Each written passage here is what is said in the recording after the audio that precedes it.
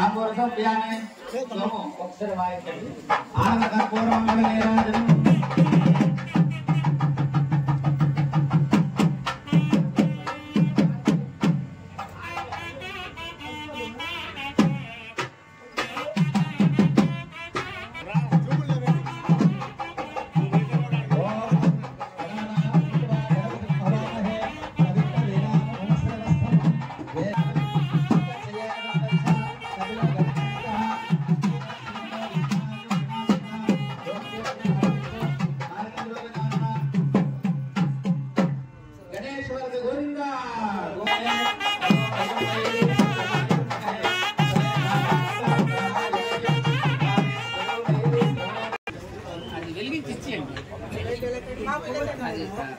Sir పోగొట్టిస్తారండి.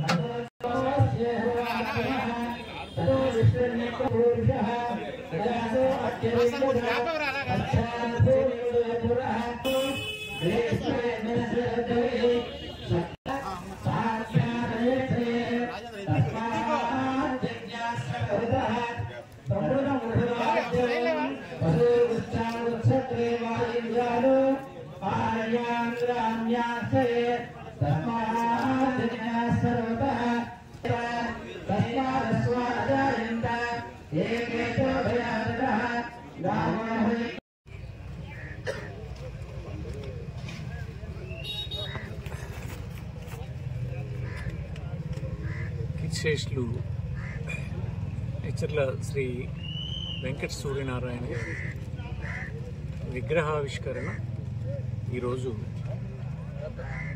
తన స్వగ్రామం అయినటువంటి పెళ్లిపాలెంలో మా అందరి చేతుల మీదుగా ఆవిష్కరించే కార్యక్రమం జరిగింది. సుమారు సంవత్సర కాలం దాటి అతని గతించిన తర్వాత గ్రామస్తులు, కుటుంబ సభ్యులు, శ్రేయోభిలాషులు, స్నేహితులు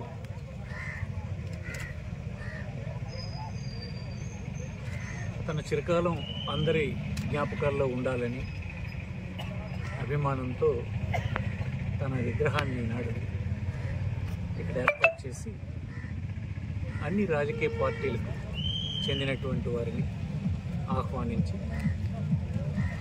పార్టీ రహితమైనటువంటి కార్యక్రమాన్ని ఇక్కడ ఏర్పాటు చేశారు. అనేక మంది పెద్దలు జిల్లా వ్యాప్తంగా దీనికి హాజరయ్యారు. దానికి కారణం తను శ్రీపాలెం గ్రామ పంచాయతీకి సర్పంచ్గా ప్రారంభించినటువంటి రాజకీయ జీవితంలో అంచెంచెలుగా ఎదిగి జెడ్పీటీసీ సభ్యునిగాను, తదుపరి జిల్లా పరిషత్ అధ్యక్షునిగాను 2001 నుంచి 2006 వరకు 5 సంవత్సరాల కాలం శ్రీకాకుళం జిల్లా పరిషత్ అధ్యక్షుడిగా కూడా పనిచేశారు.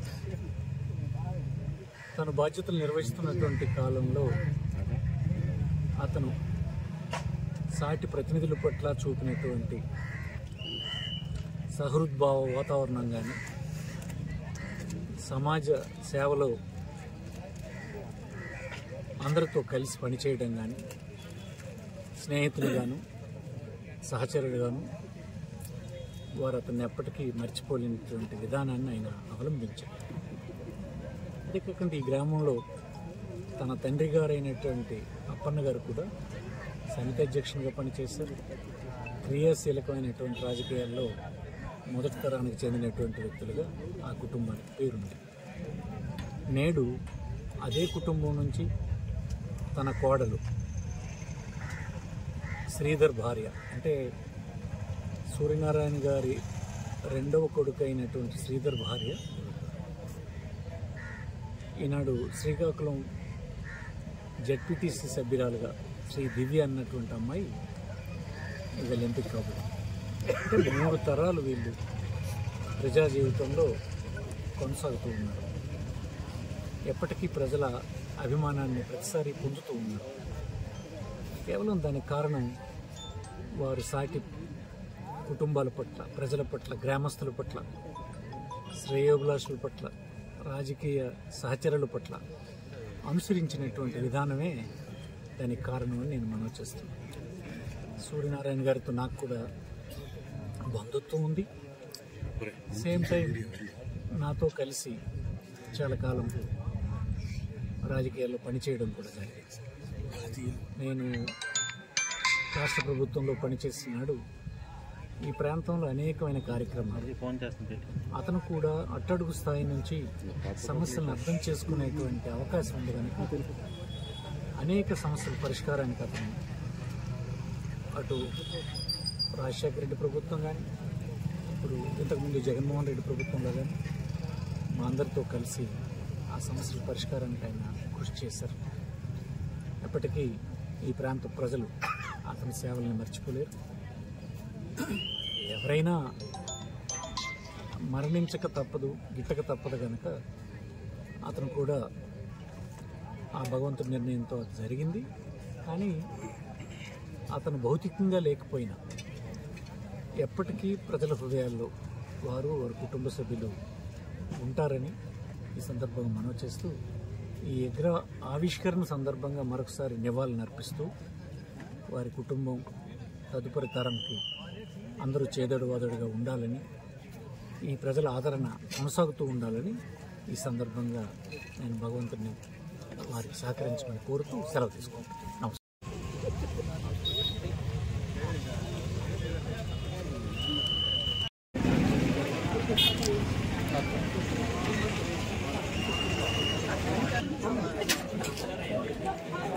ఓకే